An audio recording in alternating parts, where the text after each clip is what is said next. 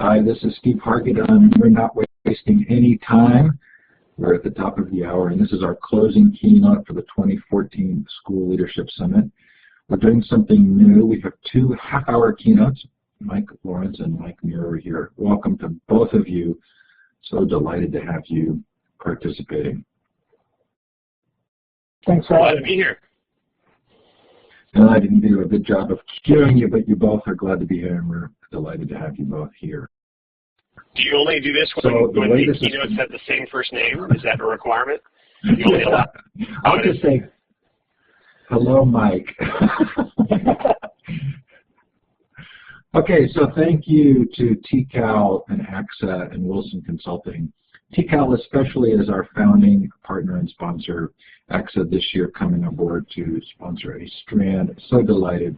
And Larry Wilson of Wilson Consulting supporting us once again. Most appreciated. Thanks to Blackboard Collaborate for their terrific platform. Mike Lawrence, do you want to say a quick word here about the Leadership 2.0? Yeah, actually, TCAL and AXA, 2 of the partners you just mentioned, and Q, back in 2008, we formed a partnership to produce what we call the Leadership 3.0 Symposium. And it's called Leadership 3.0 because, 2.0 was so 2005. And we also wanted to recognize that it was a collaborative effort of the 3 partners, AXA, TCAL, and Q. And I've covered up Q's logo because you'll see it later. But this year we're really excited because the symposium is actually hosting an Open Educational Resources Summit, OER Summit, on Thursday as one of the pre-conference activities that you could choose from at the event. It's April 10th, 11th, 12th in San Mateo, right near the San Francisco airport. And registration is still available online and on site. We have Keisha Ray, ISTE's president, as a keynote. And we also have, I believe, Sylvia Martinez is our closing keynote, which would be fantastic. So the info is all there at lead3.org. So lead, the number 3.org. And we're really thrilled to continue to produce this exciting event for administrators by administrators. How fun. And I'm going to go back to this slide just for a second. And Jason, do you or Roland want to say a quick closing note? We're going to be so tight for time, but I don't want to leave you without an opportunity to say something if you'd like to. Roland says he's good. Jason, how about you? I've given you the mic if you need it. Okay, kudos on Sylvia Martinez, Mike Lawrence. 2.0 is not so 2005. It's timeless. I don't know what you're talking about. just wait till we upgrade to 4.0, and then you'll really feel it. Just look at any newspaper article. You'll see 2.0 is still very relevant. Okay, this is a chance for those of you participating to indicate where you're participating from. We know we have Govinda from Nepal. We know we have Idaho. I'm in North Carolina. You look for the star to the left of the map. If you've been in the session before, you know the deal. Click on the map. India, Nepal, North America. We had some really fun. Looks like someone's coming in from Jurassic Park. Yeah.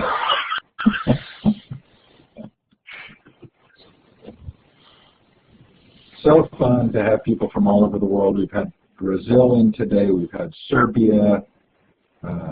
We've had Pakistan, India. Just love the international nature of these kinds of sessions. Iraq yesterday. So fun. Keep it coming in the chat and let us know, but we are going to move quickly here just because of the time. So Mike, we'll turn the tab over to you. We'll let you do some Q&A at the end or some sharing if you'd like to do so. And then Mike Muir, be ready because we're going to move quickly and be when Mike Lawrence is done. Excellent. Well, thank you, Steve. And, I want to thank Steve. You've done a great job of thanking all the partners, but those of you that know Steve know that this wouldn't be possible without his vision and his hard work. And I think, generally wears the title of nicest guy in ed tech. So if you haven't had a chance to spend any quality time with the Hargadon, I highly recommend it. He actually won a leadership award from Q, and I think it's notable that he actually beat out Steve Wozniak to win that award. So I told Steve when he goes around talking about his various accolades, which he never does because he's too humble to do that, that he should just mention the fact that he beat Woz to win an award, which is quite amazing in and of itself. In any case, thank you again for the offer to be the closing with the other mic and wrap up an amazing global event. So I really appreciate the opportunity, and I thought I'd offer a topic that is close and something I'm passionate about, the idea of inspiring the educators that we work with at our school sites, at our district sites, and the idea that I'm starting to frame around is reclaiming the teacher's lounge and using that as a way to develop educational entrepreneurs. So one real quick aside, just in case you're looking at me and you're thinking, gosh, this guy reminds me of someone. I have been told before that I look more like this guy, Ricky Gervais. So I take that as a compliment because he lost weight recently. He's a talented comedian and host, and I don't much mind the comparison. So in any case, we'll talk more about how you guys can reach out afterwards. And as Steve said at the end, I'd love to hear from you guys what you're doing in your schools and your districts and your facilities already to really capture this positivity and capture this entrepreneurial spirit. So I found this quote from the Innovator's DNA. I think it's relevant to our topic, that curiosity is crucial. And towards that end, I found actually a video clip in one of the most surprising places. I have some small children, and we watch some Disney shows. I love this image here, by the way. This is the left brain, right brain image from Mercedes-Benz, and I think it captures some of the creativity and some of the innovation that I'm going to be trying to inspire and encourage. I love the way it captures it, so I shared it here. But in any case, there's a show called Phineas and Ferb, and if anyone has small children, you probably have seen this. And I wanted to share this video with you. So, Steve, you've got a link to push out to folks. It's about a 2-minute video. I'll probably talk over a portion of it, but even if you aren't familiar with the show, I think it's a good one to get us into the mindset of this concept of schools and creativity. I'm going to cue it up. If it doesn't start playing automatically, click the play button. And if it's blocked for you or doesn't show up, I will put the link in the chat. Here we go.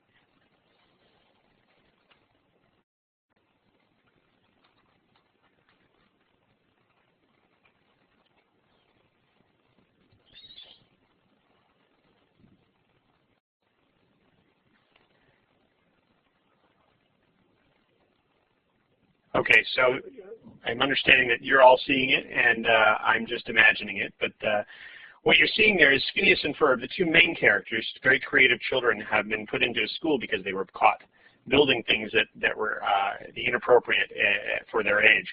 The episode ends with their sister coming and breaking them back out of this school and re-engaging their creativity. I'll let that finish.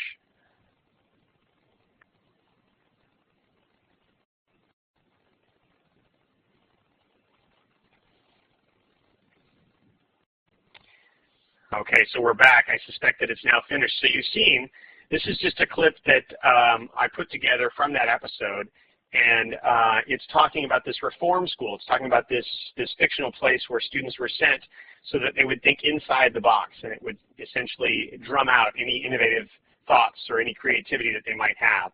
And obviously it's fictional, and it's Disney, and it's animated, and it's intended to be fun. But when I was sitting there watching it with my children, I was struck with the possibility that this is happening far too often in our schools, that this type of environment where we force students to draw within the lines and to do our work instead of have student-centered work. And it really struck me, and I thought that there was something that we could learn from it. And I also had recently seen Sir Ken Robinson's very popular TED Talk on Do Schools Kill Creativity? So the next time I had a chance to speak with him, I actually inflicted him this video upon him. I had an iPad with me, and I pulled it up. I didn't know I was going to see him, and I pulled up the video, and I played it for him. And the guy probably thought I was nuts at the time. I later apologized when he came and keynoted Q. But you know, if you hadn't seen the show, it probably is hard to process. But he did, I think, get the point, and very politely asked me to step away before security came, which was, you know, very nice for him to give me a heads up on that. In any case, I think it happens far too often, and I think it's something that we do a disservice to our children. And if we can, I'd love to see if we can change that. So one of the places I think we could start is, and I've got 3 ideas here about ways that we could really help inspire those types of creative learning spaces in our schools. And so the points I put on this screen are to be able to learner first, maintain your curiosity. And the second point there is to be open. That's the best thing you could possibly do. And the work I do at Q, folks often think is about teaching teachers technology, which certainly that's a part of our work. But that's actually a relatively easy part of the work. And the tougher job is to teach teachers and administrators to be open to trying new technology, to be open to trying new things. So I put that in here as a huge, major point to be able and willing to do and inspire the teachers at your school sites and districts to be open to innovation and trying new things and willing to fail. And then, of course, the last point here that we have time for is celebrating success and acknowledging when great things are happening. Because if we don't control that story, we know the news media is going to run their own stories about awful, terrible things and not necessarily celebrate the great things that are happening in our schools. So I have a quote that I love, and I think it speaks to the idea of be a learner first. And that is this Native American proverb, he who learns from one who is learning drinks from a flowing river. And it's actually the inspiration behind why Q refers to its trainers and presenters as lead learners instead of trainers or presenters.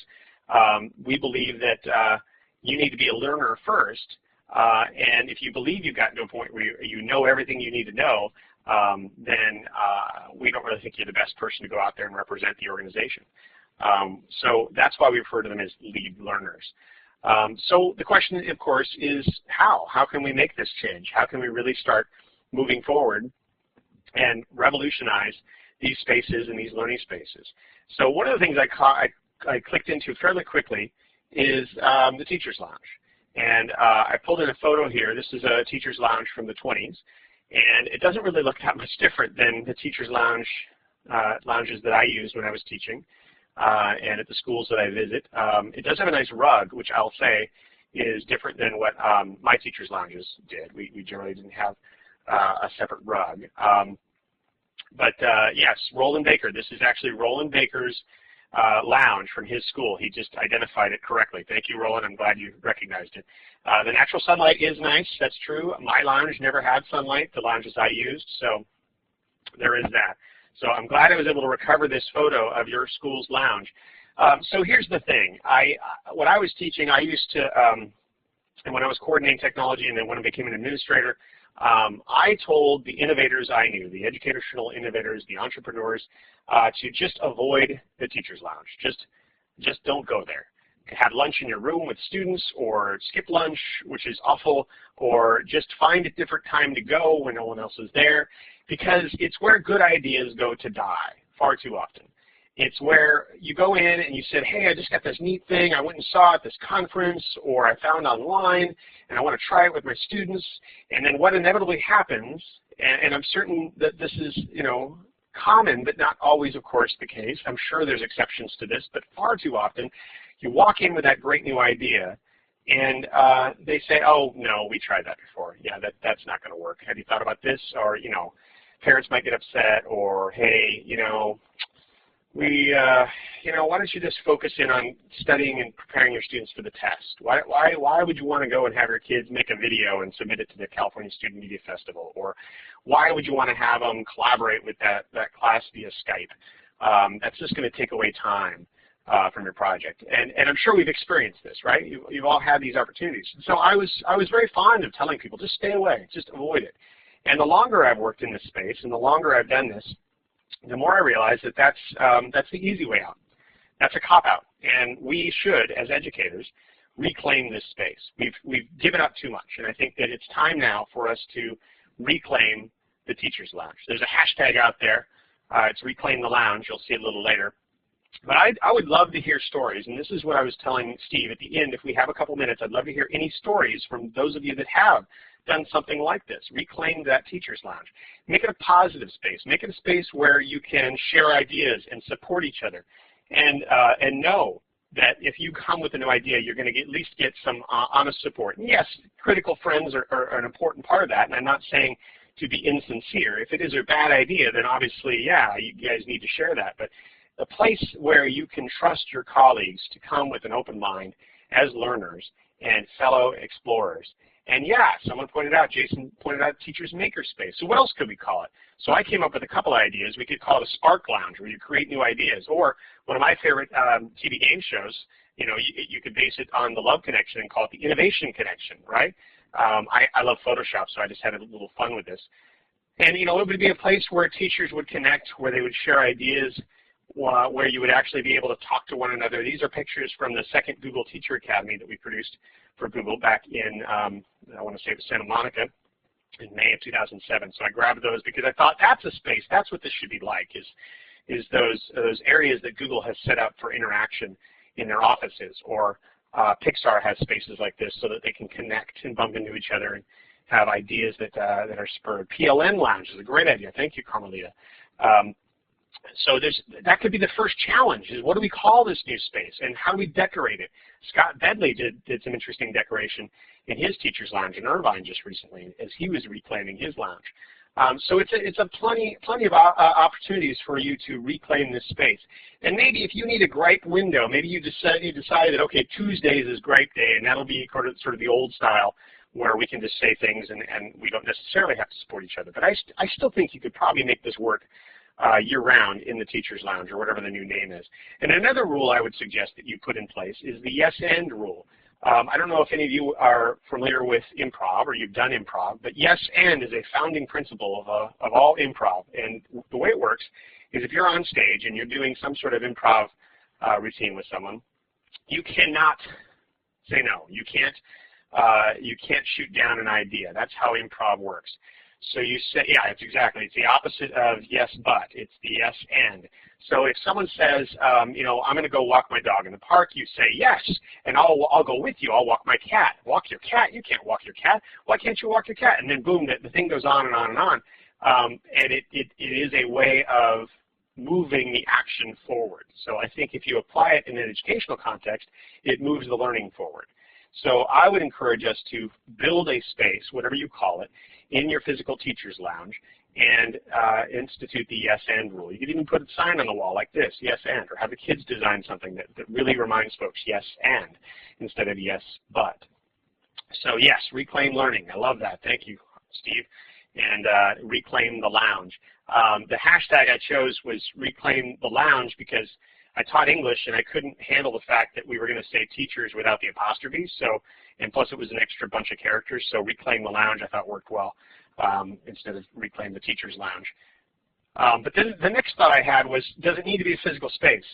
And I know that others have said this, that the Teachers Lounge really has expanded into a virtual space, and Twitter and tools like Illuminate, now Collaborate, have become that extended Teachers Lounge for us. So it doesn't have to be a physical space.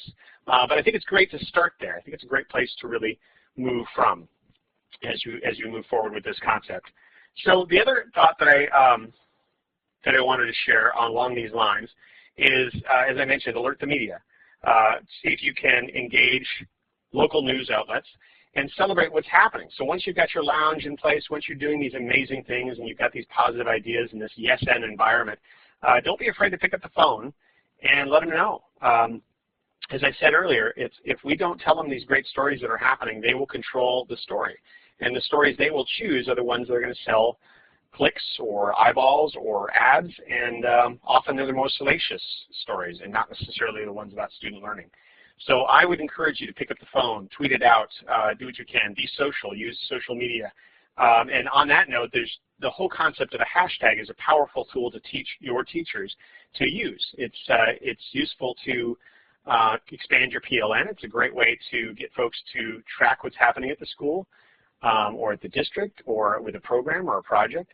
And you just add the hashtag in the front of it and then pick up something that's not being used by some other event. By the way, that's important to check beforehand because you could inadvertently put out there a hashtag that's being used by someone else, and it's maybe not the best thing. This almost happened last week at the Q conference. If you misspelled the hashtag that I gave out during SolCon's keynote, you were treated to some interesting images, let's just say. From what I can tell, only one person did that, but it was pretty funny. And you can also then find other like-minded individuals and again, expand that PLN, expand that teacher's lounge. So for instance, the example I'll give, two of them right here, is this event right here. It has TCAL SLS14 is the hashtag for this event. And so by looking at that hashtag, seeing who's posting on that hashtag, you could then gain a bunch of folks to follow that would be of like mind and potentially interested in some of the same things. And then I added Q14 as well. That's the conference we just had last week in Palm Springs. 5,300 of my closest friends were there, and it was very exciting. And there's still a lot of learning happening around that hashtag, so you can follow it and find some folks. As we continue to think about how we can celebrate success, I encourage you to brand, find a way to brand. This is an old example, but Mabry Middle School had a slogan, and their slogan was "Making Learning Irresistible" for over 25 years. And I just love that. I think it's fantastic. So if your school doesn't have a slogan, maybe that could be one of the things you brainstorm in that teacher's lounge. Bring in some parents and some students and the staff, and really figure out what it is about your school that is worth celebrating, and you can spread that message out there. So I shared that one. Another one you can do here on the next slide is praise someone in front of their supervisor. I learned this a couple of different ways in the context of my work at Q. I was watching a presentation by Kathy Felder, and she was just doing a bang-up job in front of this difficult audience, and she really captured their attention and carried them through this presentation. And at the very end, she'd won them over. She'd told them that what she was talking about was an amazing program that could potentially be scaled and implemented elsewhere. At the very end, last slide, I love that she did this. She put her superintendent's name and email address and said, but none of this would be possible without the vision of my superintendent. And I thought it was fantastic. So I'm sitting there with my laptop open, and I fire off an email to the superintendent saying, whatever you're paying her is not enough. She's fantastic. She just charmed an entire audience with the project that your district is implementing. So, kudos to you. I started a conversation with the superintendent, which I wouldn't have had otherwise. She got some thumbs up from her superintendent, and he got a chance to crow about his staff and his amazing team that he's built. So it was a win-win-win. The other thing I found was Q gives out these awards every year. I mentioned that Steve got one. Recently, I've started calling the supervisors of the people that we're going to be giving awards to let them know. Because oftentimes they're so humble they would never mention that they're getting this gold disc or this platinum disc at this award. So if you give out awards, if you give out things, don't just let it stop with the person that's getting the award. Call someone that they love. Call their parents. Call their grandparents. Call the teacher's first principal that hired them. Call somebody else that's important to them, their supervisor, that you can share that joy with, that would potentially expand that success and share it further. And then share your EduWin. This is a recent concept. If you haven't heard of EduWin, it's a hashtag. We've already talked about hashtags. And there's a couple of websites that have sprung up around this idea. The good folks over at EdReach have a weekly share what is your EduWin podcast. And then recently Q has partnered with EdReach, and we've launched the EduWin Awards, and that's at eduwin.org. And these are great ways to celebrate successes and share the great news of what's happening in education, and hopefully inspire others to do something similar. I put in here just some examples of social media. So obviously I grabbed the TCAL Twitter page. TCAL is doing some great work in the area of administrative leadership, and they share those tools and those resources out via social media. It's a powerful, powerful way to get the word out. It's obviously something we find value in. Here's a more recent tool that I've discovered, TweetBinder, and this is the host of the top contributors for Q14, that hashtag I shared earlier. and it's a free tool. You can pay for some extra premium stuff, but the free tool gives you at least lists like this of people that were most active and most popular and had the highest number of original tweets, and you could celebrate them and share that and thank them for their work getting the word out about your event or your activity or your program. So check it out at tweetbinder.com. It's very cool. And yeah, you notice LeVar Burton kind of came in as a heavy, but you got to give props to Alice Keeler. She's only 2 behind him and only 6 million less. So that's amazing. Having the fact that she's not done television or movies like LeVar Burton has, and yet there she is, number 3 highest impact. So kudos to the Alice Keeler. And then the last couple of points here, and then I'll hand off to see if we've got any thoughts before other Mike takes over. Other ways to expand your PLN, and I would look to resources and tools out there. Like Q has a show that we produce called the Infinite Thinking Machine, and we try to celebrate creativity and innovation in the classroom. It's at infiniteThinking.org if you want to check it out. We're about to launch season 4, by the way, and it's all there at infiniteThinking.org. I see this as a great way to share ideas. If you've got ideas or if you're doing something amazing in the classroom, submit it, let us know, and maybe we'll feature you in an upcoming show in season 4 or 5, who knows. But those were the ideas. I wanted to thank you all for your attention, and I've been watching the chat fly by and occasionally catching the flow as it's going. But this is how you can reach me. I'm at Tech Maverick, and I'm also one of the team that kicks out things out of Q Inc., that Twitter account as well. The website's q.org. And this is our fancy brand new logo. We just rolled it out a week ago, Friday. So take a look at that. Let us know what you think, and I really appreciate the opportunity. So if we've got questions, or I would prefer, but I'm happy to answer questions, but I would prefer actually if you've got stories or things that you've done that you want to share, then I would love to entertain some of those. So Steve, I'll hand it back to you as you are the master of all things collaborate. Okay, that was awesome. I love this logo. It's intentional, right? That it looks like a power button. Yeah, it is. I'm glad you spotted it. Bonus points for you. We'll give you a team. I'll take it. Okay, hey, that was terrific. Actually, yeah, I had one more slide that sort of plays off of that. Yeah, there it is. Sort of plays off the power button. Very fun. Very fun. Okay, if you have a comment or a question for Mike, please feel free to put it in the, I'm sorry, my mic is too loud, I'm being told. If you have a comment or question, please feel free to put it in the chat or to raise your hand. We are, that was really fun. I love the improv rule. There's another improv rule I really like, Mike, which is make your partner look good, which your speaker lady did so well with her superintendent. She did. Okay, I haven't seen any questions, so I think we're going to move quickly to mic number 2. Mike Muir, are you ready? I am ready. Okay, here we go. Fast and furious. Well, again, echoing mic number 1, I appreciate being invited to present. And having now heard Mike, I think our messages are quite complementary. And so the timing is good. And I've been thinking a lot lately about the kind of changes my district is involved in and some other schools that I help out with, and how do we make that change stick? And I think it has something to do with something I'm starting to think of as leading beside.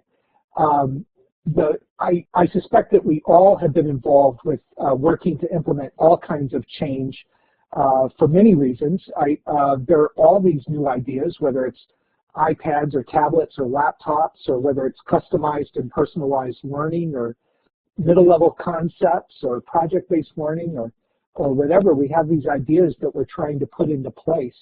And of course, the big question always is, will it stick?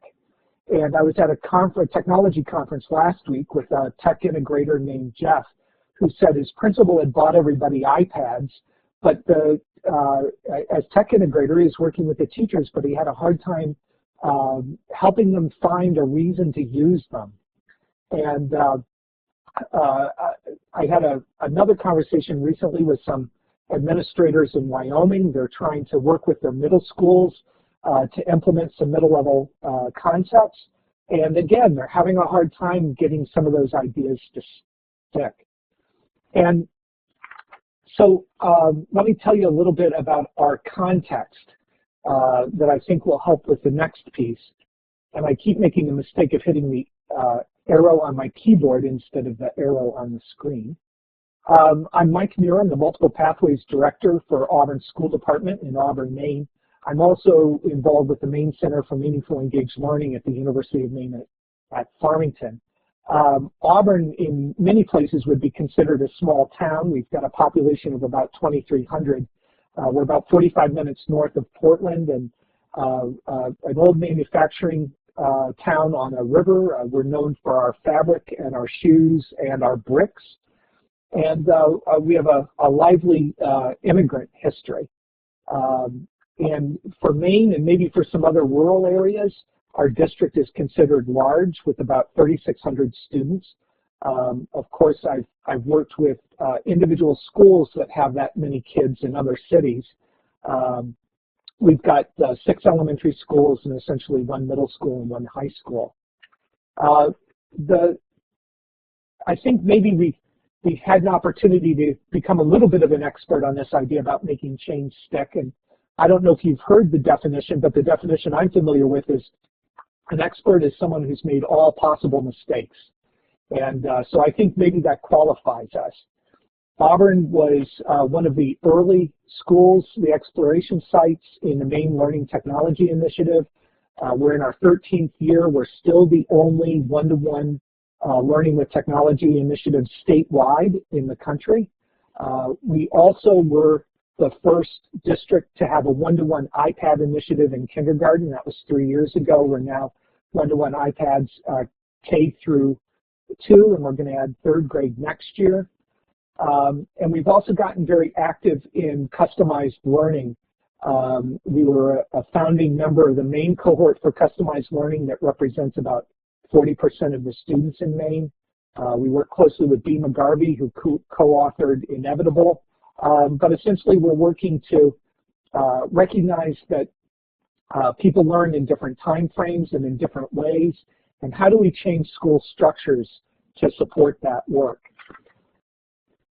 We also are starting to rethink how we do professional development, and we've started a distributed PD project that includes working out a professional learning progression and building modules with reusable learning objects and trying to manage the whole thing with digital badges. And as you can tell, I've got a pretty innovative group of colleagues to work with. I saw this picture on Facebook recently, and it just struck me as why I'm really happy I work in Auburn. Spend your life doing strange things with weird people. We're lucky to have a lot of really innovative educators. So when we think about how do we make change stick, I think the magic sauce is 3 key pieces: shared leadership, shared vision, and supporting the heck out of teachers. And let me take a few minutes and talk about each of these. So we've really grown to think about shared leadership teams. Now, this started early on in MLTI 13 years ago, recognizing that leadership is everything. With 234 middle schools in the state having laptops, some schools were having some success and some weren't. We started to notice patterns, and it became really clear that if leaders don't get it, things just weren't going to happen. And more than that, we got thinking about leadership, and so much leadership is leading from the front. And there's a lot good about that, but we also saw some challenges. For example, the worker bees, the teachers and the educators and the other folks that make this happen every day, I kept hearing, why should I do these things that you're asking me to do? And as we started to work, and I'm not talking now just about MLTI, but as I've worked with schools around the country on the kinds of change and innovation programs and teaching and learning with technology, when folks lead from beside and involve lots of people in the leadership, they come forward and say, this is why I think we should, instead of saying, why should we? And this is what's led us to believe that it really needs to be a team effort. I had an opportunity to work for several years with a private group that did schools to motivate kids. We often did contract schools. We did a career academy in Buffalo, New York. We helped Philadelphia write their magnet school grant and supported it for a while. And the team was all over the country. We had a couple people living in Philadelphia and in the Baltimore area, and then I was up in Maine. And we would have these conference calls doing some planning. And my wife would come home in the middle of one of these, and when I hung up, she said, "Wow, that must have been really hard." And I said, "Well, what do you mean?" And she said, "Well, it sounded like you guys were fighting." And I thought, well, no, this was 5 alpha males with very different perspectives, sharing what they thought about the design. And one of the things that I realized was we had very different perspectives. A couple of the people had a strong focus in the business of education, and someone had a strong background in administration and community connections.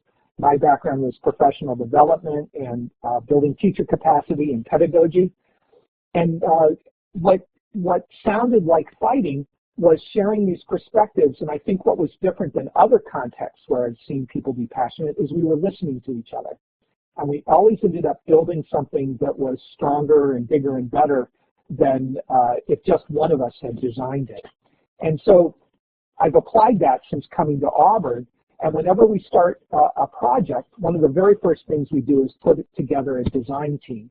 So for example, when we started Advantage 2014, our iPads in the primary grades initiative, we pulled together a design team and take a look at some of these people that were on it. They were some of the community members, and we had school committee people, we had parents, we had our public library, a city council member, some educational organizations, and they made enormous contributions. At the same time, we had some teachers and administrators as part of the group, and so these multiple perspectives is what made this so strong, is what helped us to move forward. And we, I think, are all used to having leadership teams in our schools, but so often those leadership teams are informational teams where we pass on information to different groups. And our design teams have kind of taken on a different role. They are roll up your sleeves teams because we're going to get to work, and the people on them are doing the invention, they're identifying challenges, they're problem solving. It's a kind of empowerment model or entrepreneur model that Mike number 1 was talking about. But it's also how you help change stick when you have more involved and when you have those multiple perspectives. It's important to remember too that leadership is action, not a position. That leadership requires thinking and doing and communicating with a lot of diverse groups. And we use this idea of design teams or shared leadership teams all the time. We'll put together work groups. We'll have planning groups. And we have these larger design teams. And we had an instance recently, for example, these people hold the power. They do the work. They make the decisions. A group was involved in an SF project and invited our district to participate. And it involved researching and looking at math practices at the primary grades level. And they said, "Do you want to participate?" And we said, "Let us check." And we put together a planning group with principals that needed that kind of support and a couple of their teachers. And the person who was in charge of the project kept calling the superintendent. And because I think her superiors were anxious to hear an answer. And the superintendent kept saying, "Well, I don't know. Our planning group hasn't met yet. And they're the ones that are going to decide." And this is such a great characteristic of when you have shared leadership teams, that folks have to participate in the decision making. The second key component is vision and building a shared vision. And remember, I pointed out that the question that comes up a lot is they can't see why we need to do this. So we really have to have some clarity of purpose. And the way you get clarity of purpose is by creating a shared vision. In looking for images for this presentation, I saw this mural, and I don't know if it's from a school or not, but I like this idea of many minds and one vision. And what happens so many times is we always have many minds. I'm not sure we always have one vision. And I think, again, you get there through shared leadership teams. I saw this recently that said a shared vision trumps the right vision every time. And I've seen a lot of instances, because I've done it too myself, where I've created a vision that I think works and will be the right one, and I start passing it around. And what I've grown to discover is that the issue is ownership. I also discovered, by the way, that just because I gave you my vision doesn't mean it was shared. So change sticks when the vision is widely owned. So when you create a vision, it's really important that you involve as many different people and as many different stakeholders as you can. I worry that even a district as small as ours with 3,600 students, if we don't have 200, 300, 400 people in the room when we create our shared vision, will it really be shared? Do we have teachers there? Do we have students there, administrators, school committee members, community leaders, business people, parents? They need to be in the room, because shared means shared, and we need as many people as possible. Here's our vision. The gist of it is that our mission is to expertly prepare our students to be successful in a world yet imagined. And we go on to outline what we hope that means for our students, for our educational program, for our staff members, and for our community. So there's probably a million different ways to create a shared vision. There's one I kind of like because it's quote unquote quick and dirty, but really powerful.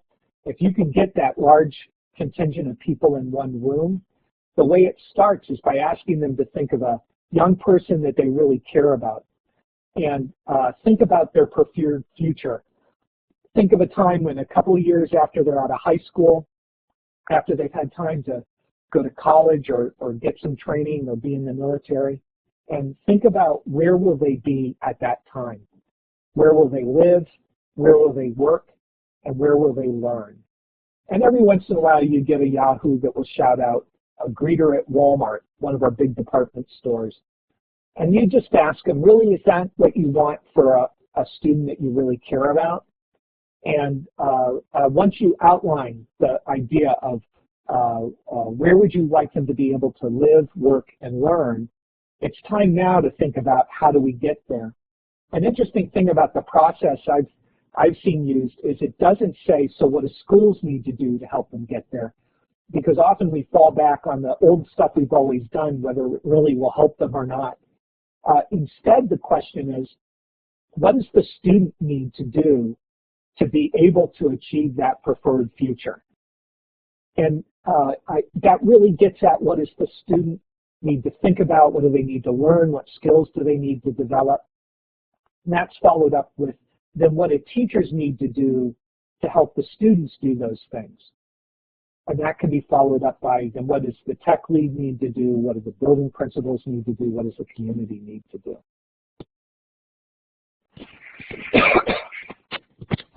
Excuse me. But once you have that vision down on paper, you're not done yet. That vision is what you need to be using to continue to move forward. That vision needs to be your compass and your filter for things that go on.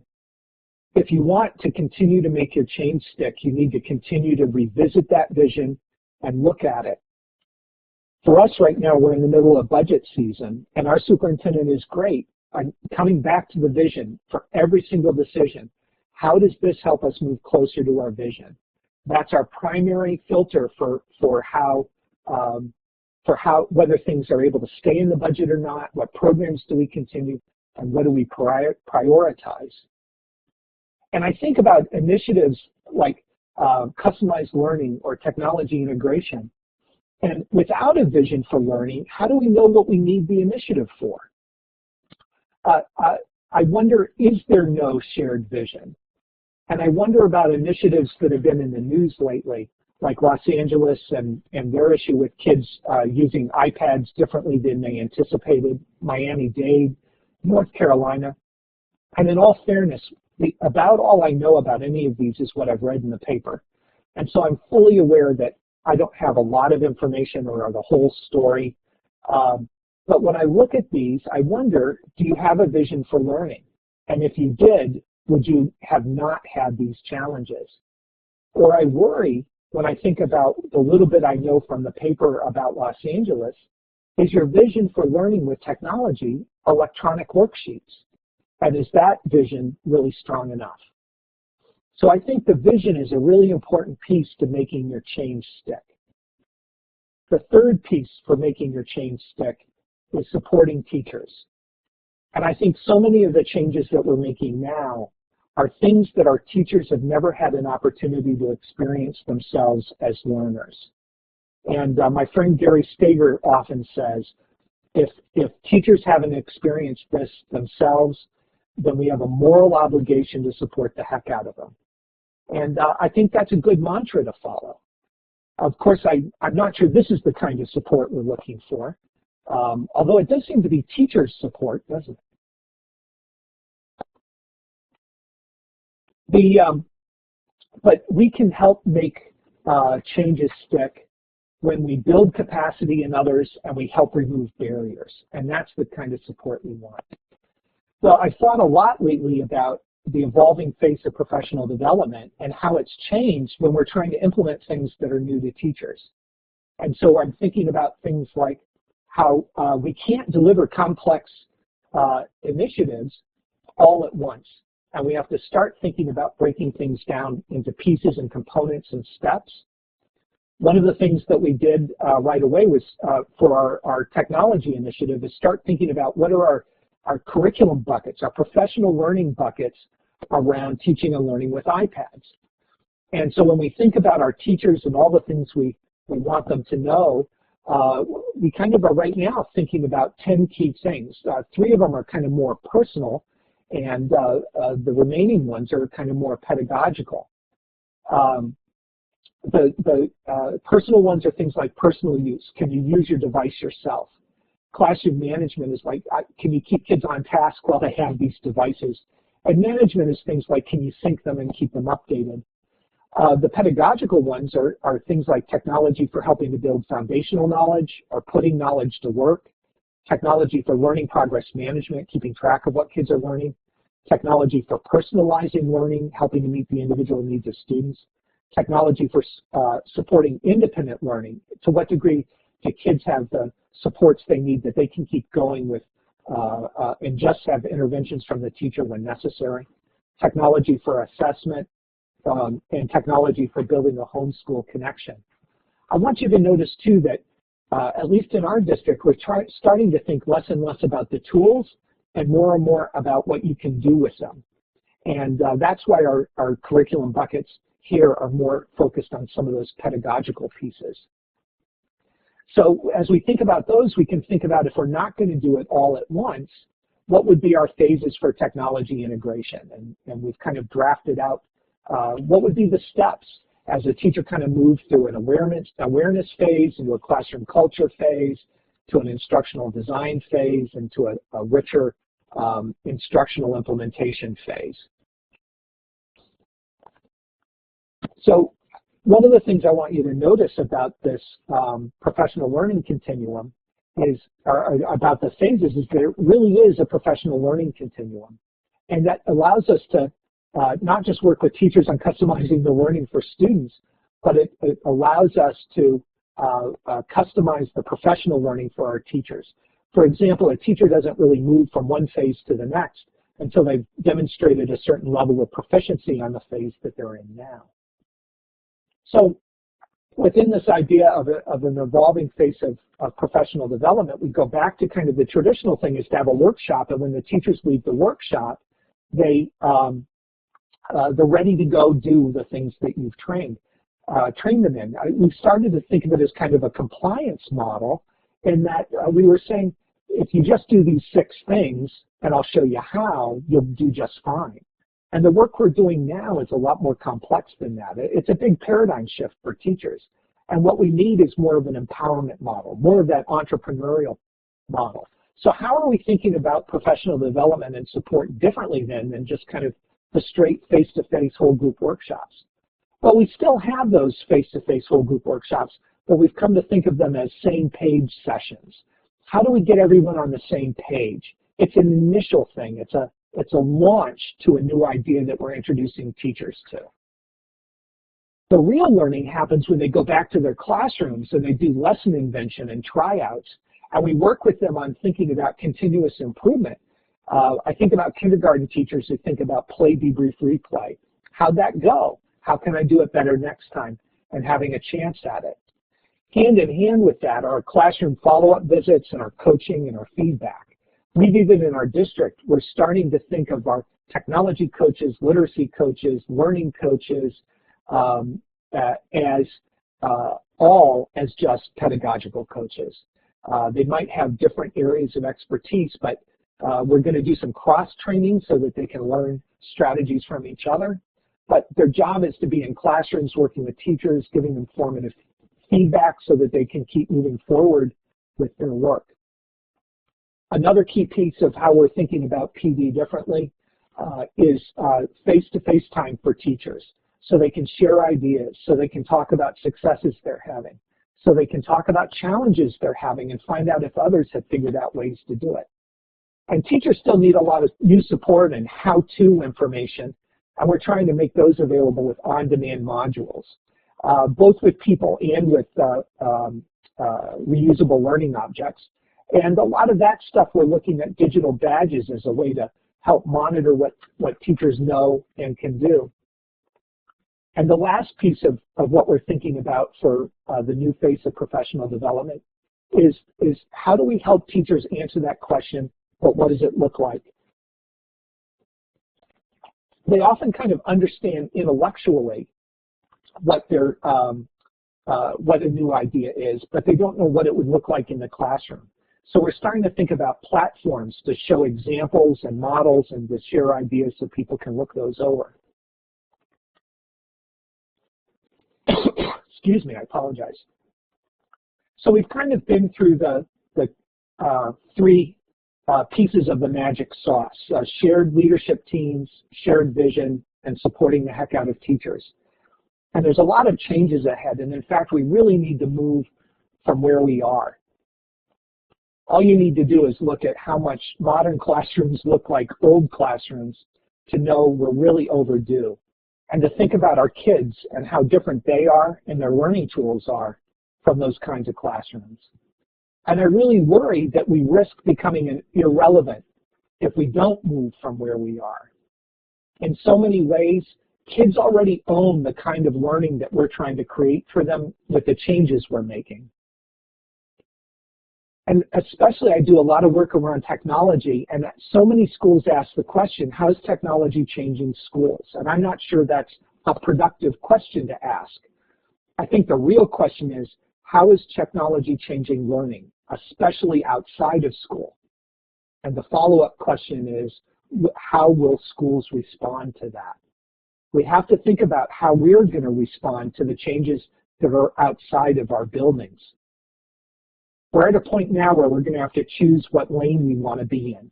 Do we want to be in the past, or do we want to head towards the future? And you've got to stay in your lane once you're there. But the only way you have a choice for the future is if you think about how you can make your changes stick. And I think the way you can make that happen is through shared leadership teams, shared vision, and supporting the heck out of your educators. How are you going to respond? Thank you. Steve, I'm turning it back to you. Meg, thanks so much. Wow, what an hour. Was that Seymour Papert in an early photo? It was. Seymour Papert was instrumental in the Maine Learning Technology Initiative, and he still lives here in Maine. I thought it might have been, and then when you mentioned Gary Stager and I made a connection with Maine, I was pretty sure. But it's very fun to see that, and really appreciate your message and the message, both Mike's messages. I've given Jason and Roland moderator privileges in case they want to make any sort of final comments. If you have questions for Mic 1 or Mic 2, or you want to make a comment, please feel free to do so. We've got just a couple of minutes left, and then we're going to be closed and done. What a blast. I love this conference. I hope you had a good time and hope that the recordings are valuable for you. I've left with some really significant and what I think are valuable understandings of things that I hadn't thought about before. Govinda is going to sleep in Nepal, where I think it's 1 o'clock in the morning. Jason or Roland, did you want to thank anybody or Yes, Steve, this is Roland Baker. I just want to thank all the participants and the speakers. It's been a wonderful conference. I know we at TCAL are really pleased to work with you in collaboration on this, Steve, and thanks to all the expertise you bring behind the scenes to make this possible for leaders all over the world. It's just been beyond words. Thank you. And I just want to echo that. I think, Steve, you've received the biggest digital badge of all for just having the stamina to do this for almost 3 days and being basically in every session and coordinating the volunteers and coordinating the presenters and making sure the keynotes have what they need. So thanks to you, Steve, for really making this be such a success. And of course, it couldn't be a success without all the participants engaged in the conversation, engaged in the presentations, and really taking a lot out of this. I've tweeted so much out in the last 2.5 days regarding resources I've received and some quotes I've heard. So it's just been a fabulous day sitting in my desk in a cave in Santa Cruz, California. And so thanks to everyone for being part of it, and thanks mostly to you, Steve, for making this happen. That's very kind of you. Yes, a huge thanks to our volunteer crew. If you volunteered, please raise your hand.